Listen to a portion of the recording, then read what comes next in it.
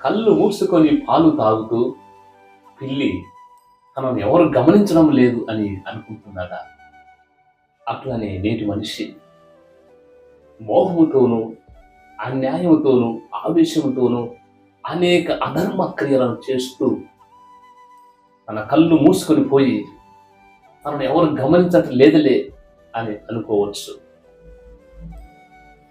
కొన్ని సందర్భాలలో చేసిన పనికిమాల పనులకు, పాపిష్టి పనులకు తాత్కాలికంగా పట్టుబడితే తప్పించుకోవచ్చేమో, కానీ మనము చేసే ప్రతి అవినీతి పలికే ప్రతి మాటకు ప్రత్యక్ష సాక్షి ఆ దేవాతి దేవుని నేత్రం.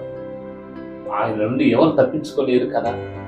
హెబ్రీయులకు రాయబడిన లేఖ 4:13 దేవుని నుండి దాచగలిగినది ఏమీయును లేదు, అంతయు ఆయన కంటికి సుస్పష్టమే.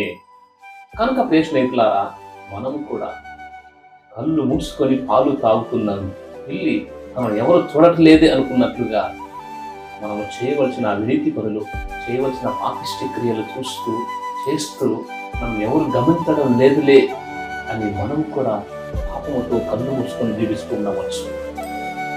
తక్కువ కాలంలో ఉన్న మనము ఆత్మపక్షంగా గావించుకోవాలి. అంతరాత్మను మనం మోసం చేసుకోవచ్చు.